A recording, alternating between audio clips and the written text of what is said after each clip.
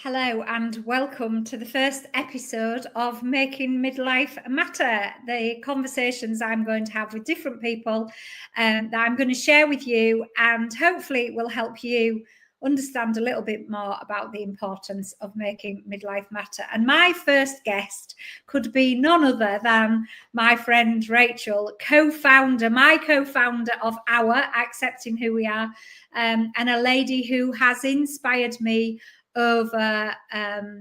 she inspired me to get into modelling. She was the reason that I actually walked in underwear in 2019, and I'm sure at some point we'll chat about that. And if I don't chat about it with Rachel, I'll be talking about it no doubt with somebody else. Rachel, hello.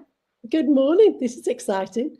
It is, isn't it? We're just here we are chatting on my new thing. We were supposed to be doing something together with AWWA, weren't we? We were going to create our own YouTube channel together, but you have something very exciting happening next year that means you're going to be doing it on your own. Yes, you can't do everything, can you? And I'm launching my own swimwear brand next spring. So I've really got to kind of get my mindset ready and start my podcast back up. And so I realised that I can't be in two places at once. So yeah, focusing.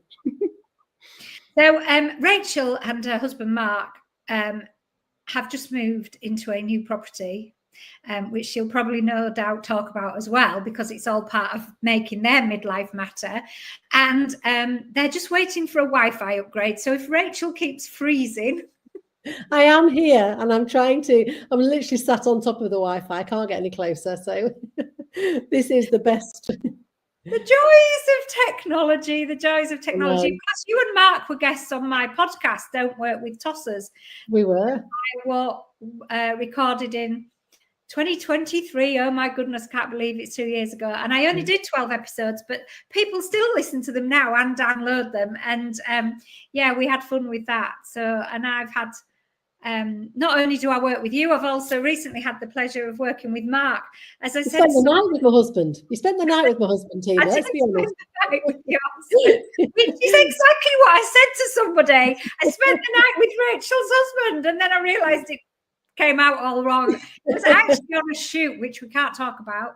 It was actually on a shoot in Manchester, but yeah, great fun, just great fun. So Rachel, tell us, you changed your whole career path. I mean, if we're going to clarify the stage of that midlife is, if you look it up on Tinterweb, if you look it up on the internet, it will say early 40s to mid 60s. Though we both know ladies who don't want their midlife to be classed as ending mid 60. So in that time frame, you actually completely changed your career path, didn't you? Yeah, I did. And still feel like I am doing continuously. I started a new career as a model at 46 and never would have had the confidence to do this when I was younger. And actually, I went back to university at 40 and got a degree in education studies and thought that's what I would be doing now. I thought I'd still be teaching. And an opportunity came along for me to try some modelling locally, and it changed something inside me, clicked, and I found it super empowering. I found my confidence, and I absolutely love doing what I'm doing, and I can't imagine not being able to do this now. It's funny how life takes you down a different path. It is, and obviously we launched AWWA together in June, following my experience entering a pageant for the first time at the age of 56, which, my goodness, I would have never dreamed of doing. And that was all thanks to Holly Piri and Charlotte Clemmy.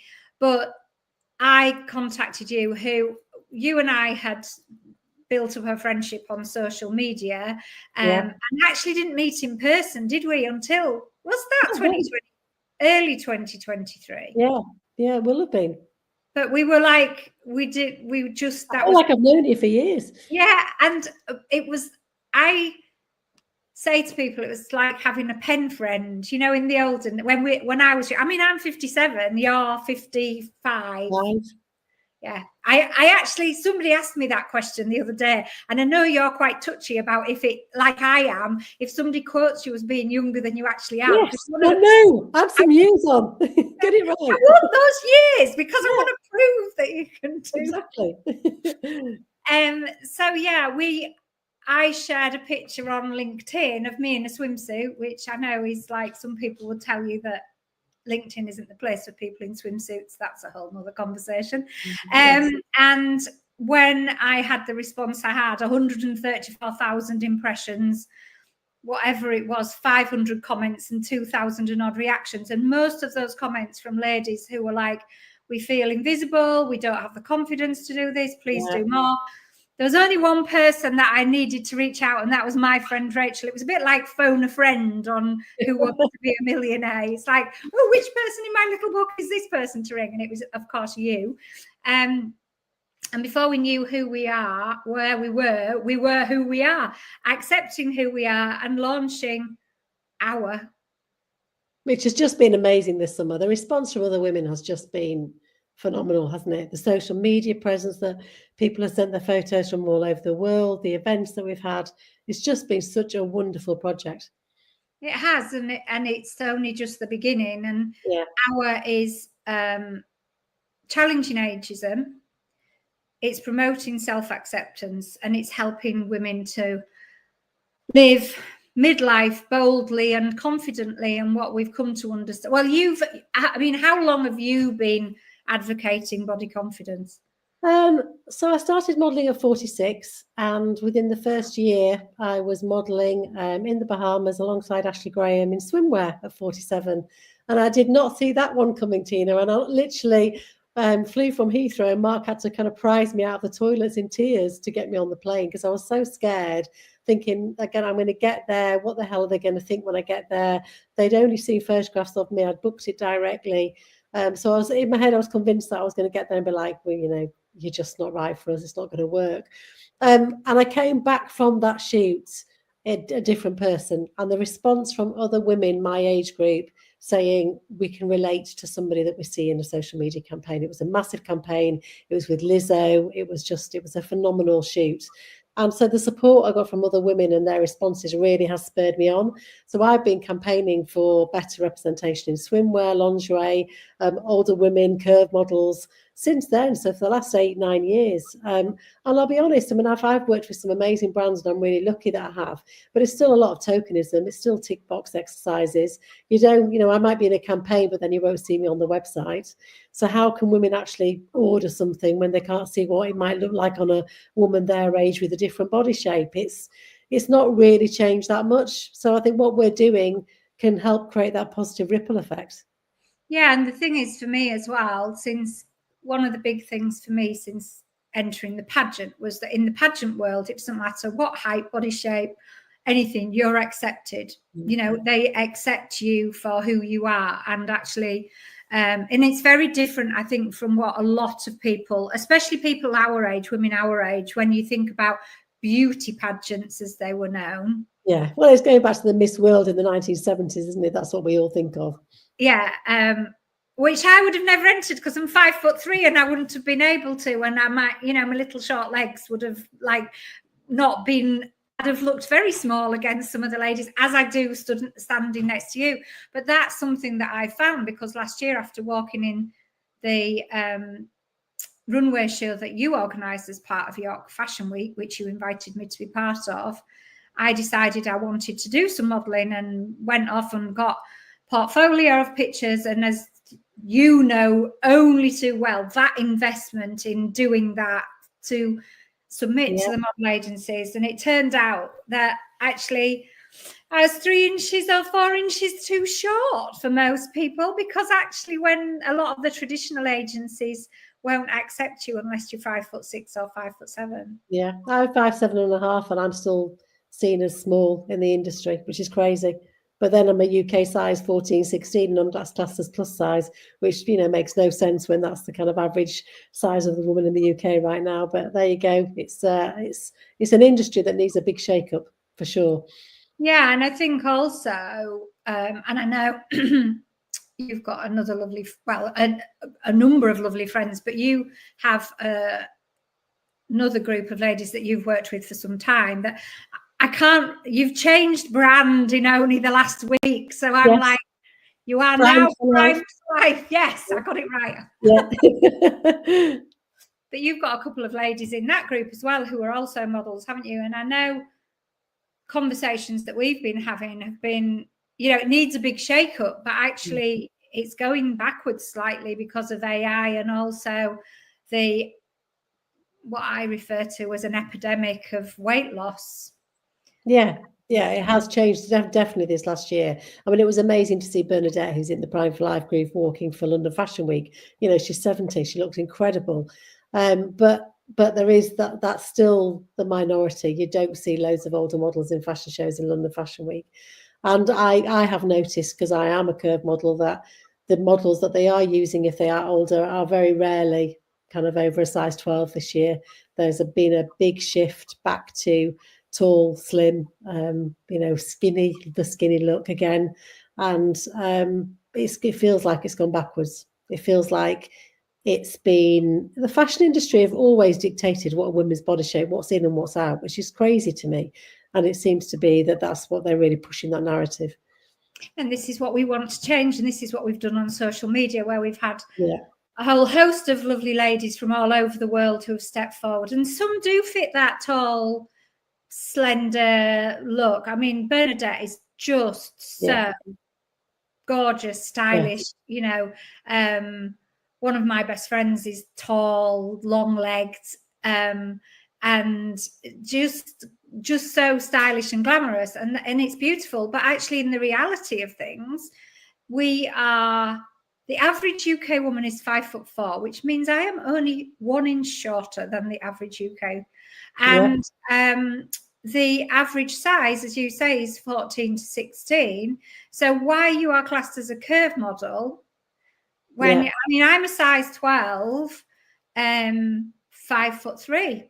And I am represented by an agency, Salt and Pepper Models, and they are a newer agent. Well, they're a new agency and specialize in later life models. But again, that's being represented, as you well know, by an agency. And actually getting the work is a completely different thing. So that's a whole nother. So for anybody that's wanting to go into midlife modeling, don't give up your day job, your side hustle, or add it to a portfolio of income generations, which is what I do as part of my Making Midlife Matter method.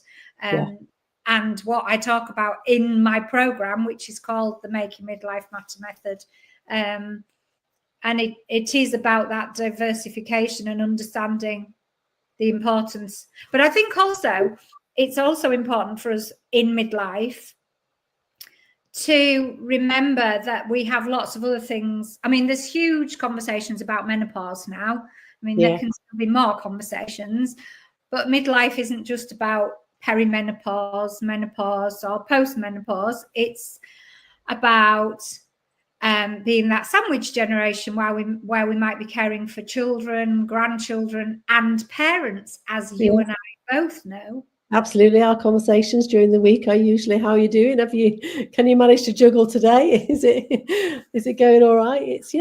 It's a difficult, it is. And so many women that I have conversations with about this that know, my situation with my mum. So many people are going through the same thing when you start having conversations with other women our age. Yeah, and I mean, it's like my husband and my brother-in-law are amazing, the care that they give to my in-laws. But it's a whole combination. We have to come together and do that, and it can be hard. It is hard, and it can impact what we're doing. So it's a big part for me of the Making Midlife Matter method. Yeah. And I think actually it's also that stage of life when you've got to recognize that stuff like this is going to come along and knock you sideways for a bit, and you've got to kind of rearrange your life a bit. But you've got to just carve time out for yourself as well. You've got to, which I think historically, this age group, we're not very good at doing that. And we have to make sure that we find time to do the things that bring us joy. Yeah, and I think the other thing as well, which is one of the things that we're talking about, and something exciting that we're going to be doing in 2026. I think there is so much discussion. You know, we talk about weight loss and we talk about all of those different aspects that we put ourselves under the pressure for. But as you and I both well know, and that's one of the reasons we launched AWWA on the day before the summer solstice, you know, when summer began, and there's all this media. So not just the fashion industry dictating how body shape, but there's all this media stuff. Oh, you know, you get beach body ready. We're all beach body ready, you know. Just we have to, so we don't think we're good enough, you know. Anti-aging, buy this anti-aging cream. Well, actually, I've helped set up 3 legacy funds for people whose lives have been taken from them way too soon, including a mutual friend of ours, Mandy Taylor. But a young lady aged 14 who died of a brain tumour, a friend of my eldest son's, Andrew, who died in the sea, rescuing his dog, trying to rescue his dog at the age of 32, and then Mandy, who was 53. And it's all about the importance of doing that, accepting who we are, this gift of longevity. But, you know, in May, I had to take a step back from a business because I couldn't coach women as I do to help them grow their business life or body confidence when I was in this situation that had sort of been caused by overwhelm of caring for my in-laws. It's just hard. Yeah, it is. And I think, but that's why kind of gravitating towards these groups where, you know, like we've created, where women can talk to one another. You know, just when we went for a walk after the event at Lake Crummock on Friday, just during that walk, I talked to 2 women on there that were going through very similar things, and just sharing it and saying it out loud to somebody else and knowing that actually you're not the only one going through this. And just having that kind of ear with a stranger is sometimes all you need. It is, and I think it's also that, I mean, the strapline for the sort of mission of the Making Midlife Matter, the ethos, the Making Midlife Matter collective that I have, is where empathy and support blends with fun, happiness and adventure. And that to me is what's important, is the empathy and support, it's that synergy. And I know you have your own Facebook group, don't you, that does the same? Yeah, I know, and it's just, you know, it's called Liberty Free to Be, and it's just had, I've got 300 odd women in there. Some women I've met, some women are from in America, they're all over the place, and it's just a place to just come and share our lives and what's going on, and little snippets of inspiration, and I love it. And I didn't have it last year. I actually, because I had a lot on last year with my mum again, so I kind of took a backseat and archived it, but I've reopened it because I realised actually I missed it. As much as the other women, I actually need that connection. So it was as much for me, it's as much for me as it is for them. And I think that's been really lovely, actually. Well, I think that's one of the things we've found with AWWA, haven't we? And they've been relatively small groups. I mean, the launch wasn't, we'd aimed for 20 and got 34 ladies, which was amazing. But the other events we've done have been relatively small groups. But what we've realised is that's lovely because everybody can chat and get that, have those conversations and realise that there's so many similarities in what we're doing, and if there isn't, you know, somebody or there's somebody else in that group who is, and that's the beauty of it. But I think also for us, that being able to just be, as we keep talking about, let's just be, let's not try and be more confident or be this. I believe that ultimately that comes with the people you surround yourself with who help you. Yes. I mean, element 4 of my Making Midlife Matter method is called Build Your Crowd Wisely. And I talk about that a lot. Even with the support that I give to business owners, you know, when they're talking about growing their business, it's about the crowd around you. It's not a numbers thing. And I mean, I know you will talk about this because the numbers, if you look at Instagram, you're an influencer, aren't you, Rachel? But yeah, officially I am, but it's just not about the numbers. And I've had a really nice summer this summer. I've actually taken quite a few months off social media. I'm on my stories daily, but I have not been creating content, and I've had a step back. I've actually cleansed my social media. I've got rid of about 5,000 followers this summer, and I've really enjoyed it because my engagement's obviously gone up because it's people that actually I want to be following me. But it's not about the numbers. And it's like we had this lovely event last week where we had 16 women join us from all over the country, Tina. People drove from Wales to the Lake District, which I just thought it just blew me away.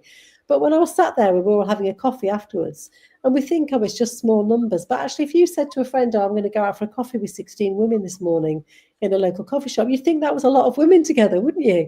It's not about the numbers. It's about the quality of time that we have with each other. And that's the same for social media. It's about the quality of your engagement and the quality of the circle of people that you've got around you. And that's something that I've really appreciated this summer. Yeah, and the right people. Building your craft wisely. Exactly. Is so important. It really is. Yeah.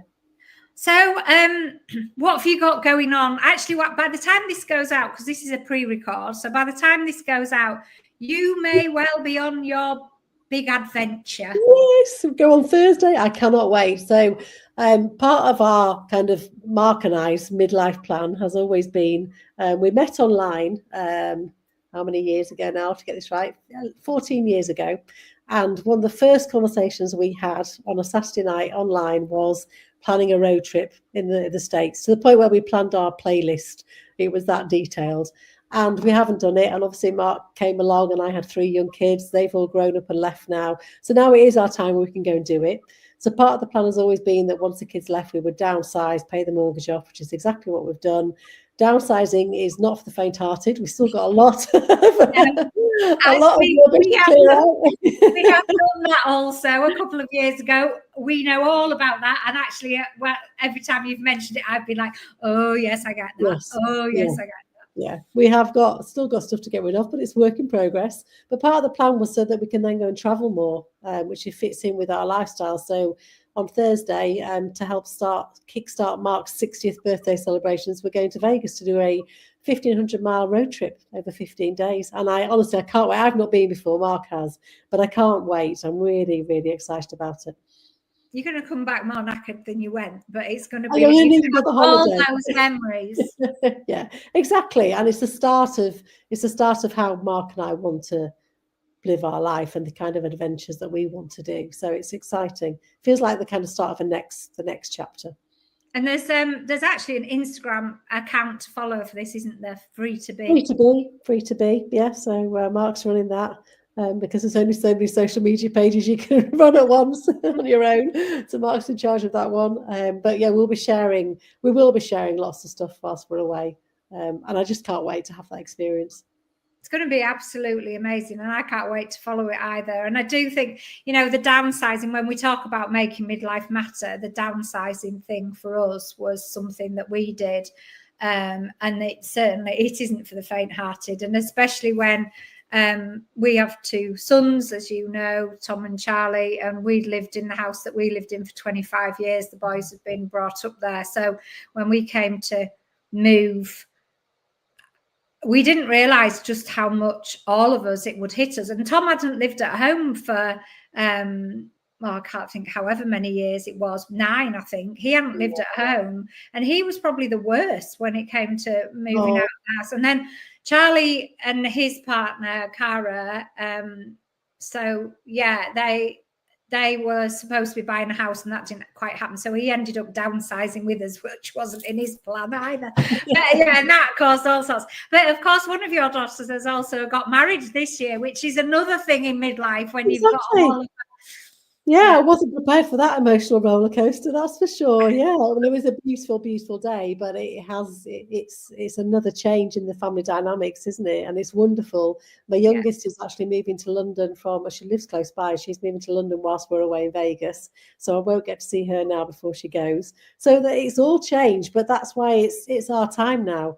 And it's a cliche, isn't it? But it is our time. We've got to, as much as, yes, I miss the kids, and I do miss spending time with them when they're in different places, but we've got to make the most of what our time together now and enjoy, what we want to do, because you dedicate so much of your life to other people.